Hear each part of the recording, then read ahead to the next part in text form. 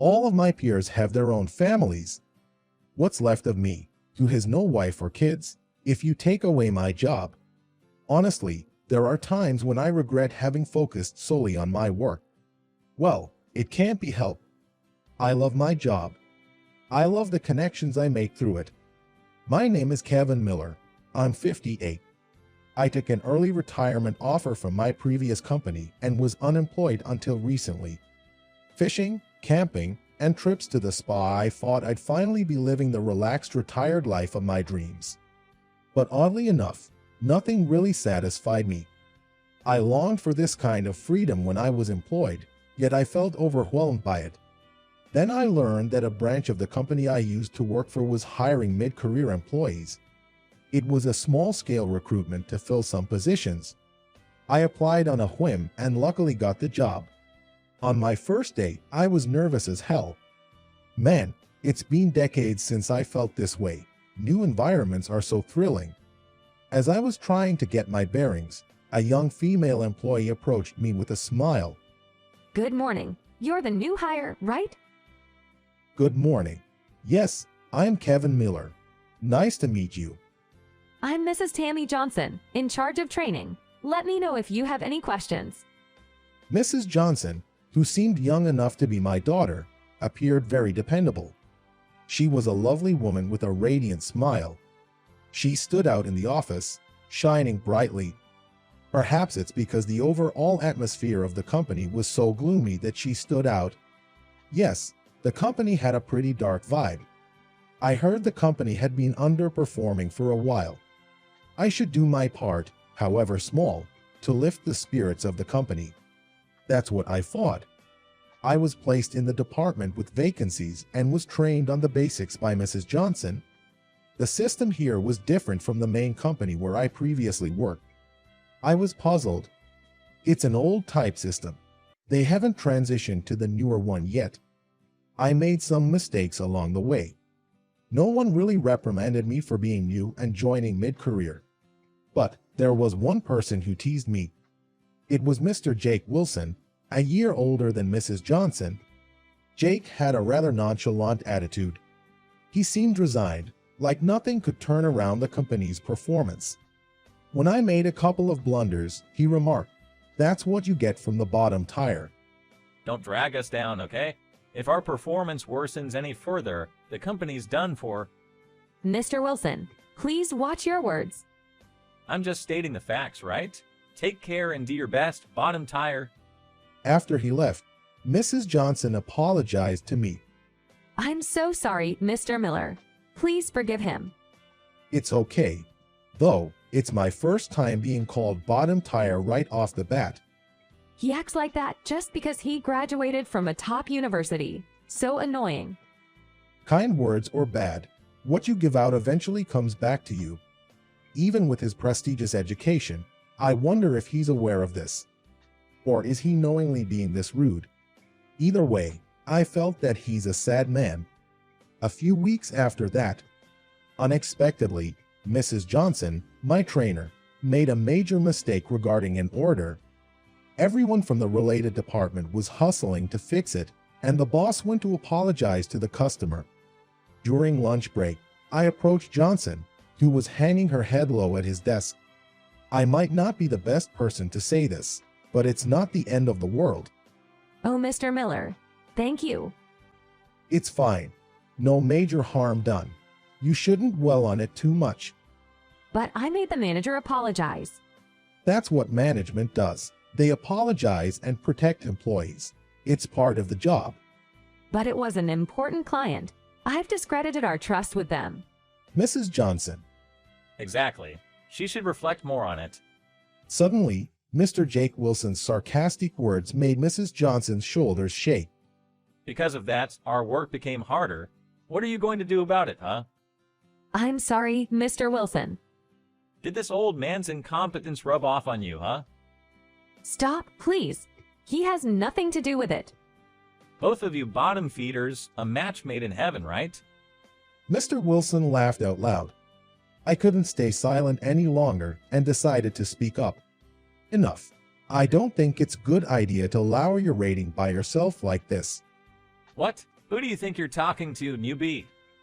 Everyone makes mistakes. We just need to cover for each other, like now. Mr. Miller.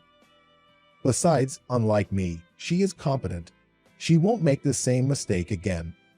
Upon hearing this, she wiped her tears and straightened up. She was back to her usual self, perhaps not liking being talked back to.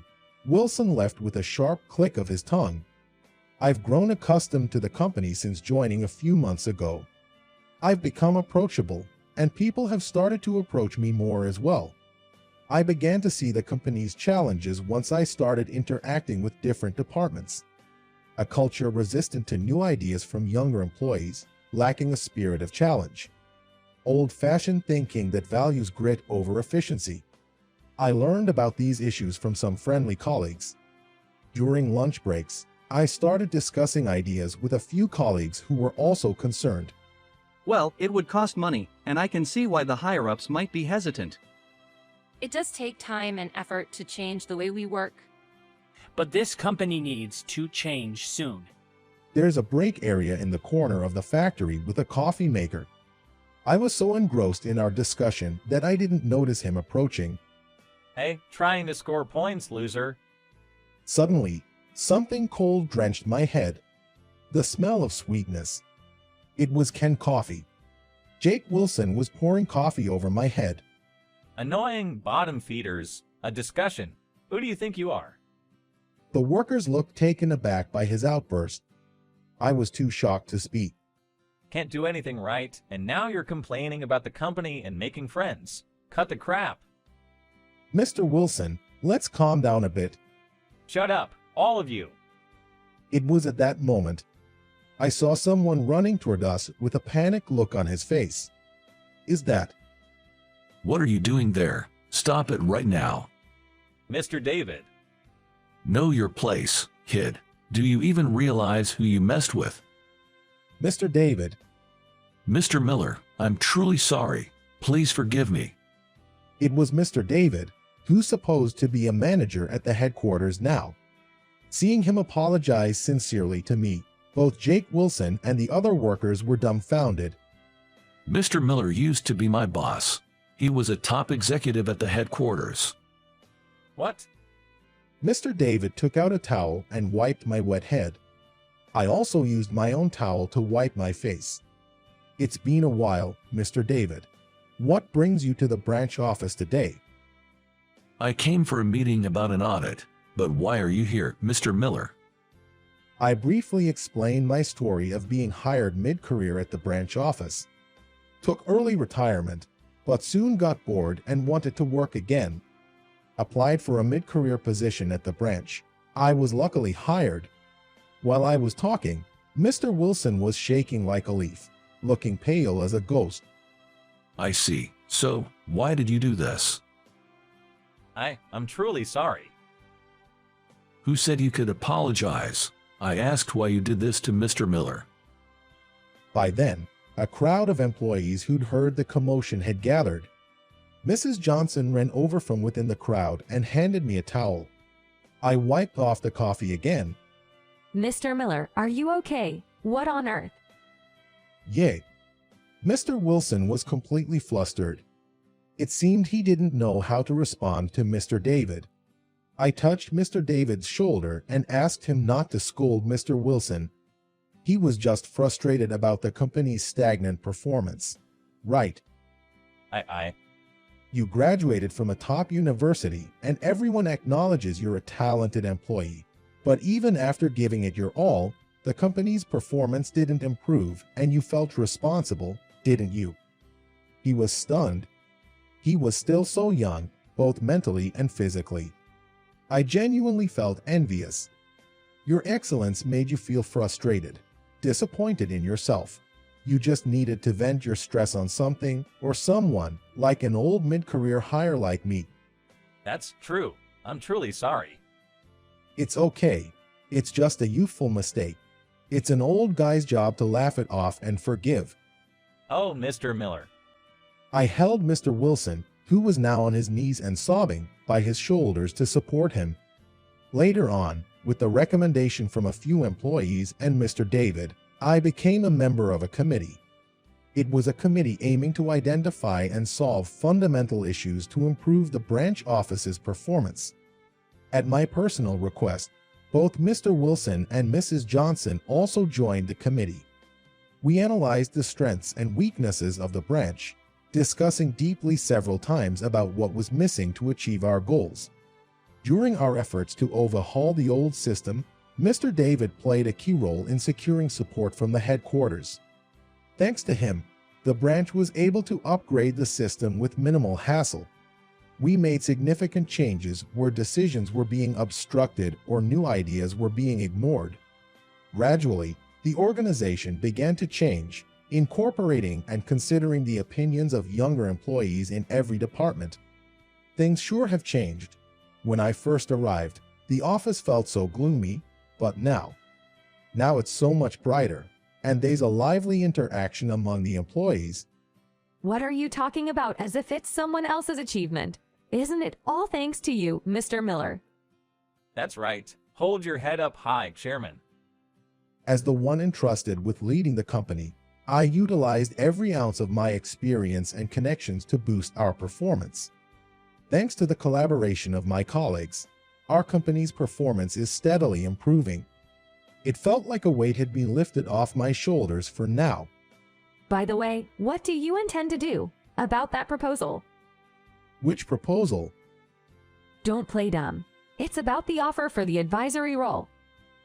A few days ago, Mr. David told me that the headquarters wants me for an advisory position.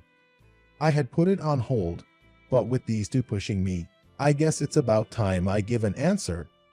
What do you guys think? Should I take up the advisory role at the headquarters or stay at the branch? For me, I can't really say. Me neither. Making such a big decision is overwhelming, but Mrs. Johnson looked me straight in the eyes. I wish you could stay with us for another 2 years, or even just 1 more year. We want you to continue guiding us. I feel the same. I believe most of the employees feel this way. We want to learn more from you, Mr. Miller, and we want to make this company even better. Looking into the bright eyes of these two young individuals, I felt grateful for my decision to join this place. I want to live up to their expectations and aim even higher. There's no way I can think about retirement just yet. That's what I strongly felt.